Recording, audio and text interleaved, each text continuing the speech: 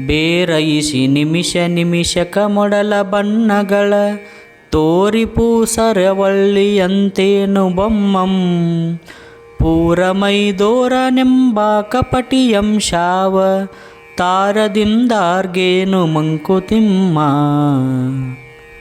ಬೇರೈಸಿ ನಿಮಿಷ ನಿಮಿಷಕ ಮೊಡಲ ಬಣ್ಣಗಳ ತೋರಿಪು ಸರವಳ್ಳಿಯಂತೇನು ಬೊಮ್ಮಂ ಪೂರಮೈದೋರೆನೆಂಬ ಕಪಟಿಯಂಶಾವ ತಾರದಿಂದಾರ್ಗೇನು ಮಂಕುತಿಮ್ಮ.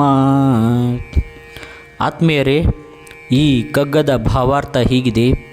ಈ ಬ್ರಹ್ಮ ಕ್ಷಣ ಕ್ಷಣಕ್ಕೂ ಬಣ್ಣ ಬದಲಿಸುವ ಊಸರವಳ್ಳಿಯಂತೇನು ಪೂರ್ತಿ ತನ್ನನ್ನು ತೋರಗೊಡದ ಈ ಕಪಟಿಯ ಅರೆ ದರ್ಶನದಿಂದ ಯಾರಿಗೇನು ಪ್ರಯೋಜನ? ಇದೊಂದು ತರಹದ ನಿಂದಾಸ್ತುತಿ. ಹಾಗೆಂದರೆ ಮೇಲ್ನೋಟಕ್ಕೆ ತೆಗಳಿದಂತಿರಬೇಕು, ಆದರೆ ಆಂತರ್ಯದಲ್ಲಿ ಅತೀವ ಗೌರವ ಶ್ರದ್ಧೆ ಇರಬೇಕು.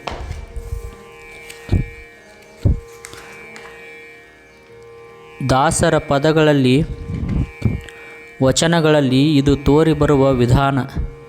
ನೀನ್ಯಾಕೋ ನಿನ್ನ ಹಂಗ್ಯಾಕೋ ನಿನ್ನ ನಾಮದ ಬಲವೊಂದಿದ್ದರೆ ಸಾಕೋ ಎಂದರೆ ನೀನು ಬೇಡ, ನಿನ್ನ ಉಪಕಾರವೇ ಬೇಡ ಎಂಬ ನಿರಾಕರಣೆ ಮೇಲ್ನೋಟಕ್ಕೆ ಕಂಡರೂ ಬಲವಾದ ಶ್ರದ್ಧೆ. ನಿನ್ನ ನಾಮದ ಬಲವೊಂದಿದ್ದರೆ ಸಾಕು ಎನ್ನುವುದರಲ್ಲಿದೆ. ಅಕಟಕಟಾ ಶಿವ ನಿನಗಿನಿತು ಕರುಣವಿಲ್ಲ, ಅಕಟಕಟಾ ಶಿವ ನಿನಗೆನಿತು ಕೃಪೆಯಿಲ್ಲ.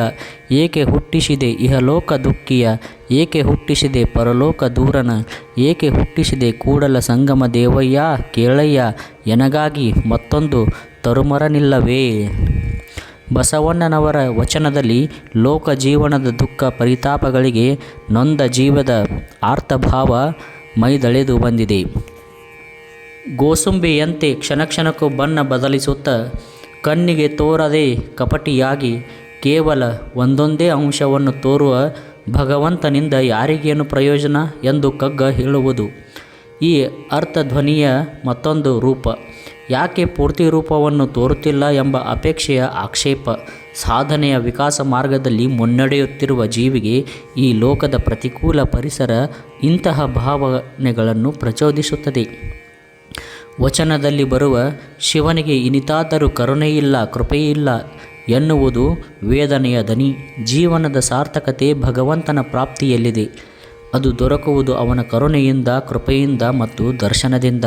ಅಂತಹ ಸಮಗ್ರ ದರ್ಶನ ದೊರೆಯಲಿಲ್ಲವಲ್ಲ ಎಂಬ ಹತಾಶೆಯಲ್ಲಿ ಇಂಥ ಕಪಟಿಯ ಆಶಾವಂತಾರದ ಏನು ಪ್ರಯೋಜನ ಎನ್ನುವ ಮಾತು ಬರುತ್ತದೆ. ಇಲ್ಲಿ ಅರ್ಥಭಾವದ ಜೊತೆಗೆ ಆತ್ಮಜಾಗೃತಿಯ ಎಚ್ಚರಿಕೆ ಇದೆ. ಈ ಮೇಲ್ನೋಟಕ್ಕೆ ಕಾಣುವ ತಿರಸ್ಕೃತ ಶಾಶ್ವತವಾಗಿ ಉಳಿಯದ, ಕ್ರಮೇಣ ಸರಿದು ಹೋಗುವ ಮೋಡದ ತೆರೆಯಂತೆ ಎಂಬುದನ್ನು ನೆನಪಿಡಬೇಕು ಎನ್ನುತ್ತಾರೆ ಡಿ.ವಿ.ಜಿಯವರು. ಧನ್ಯವಾದಗಳು. Thank you.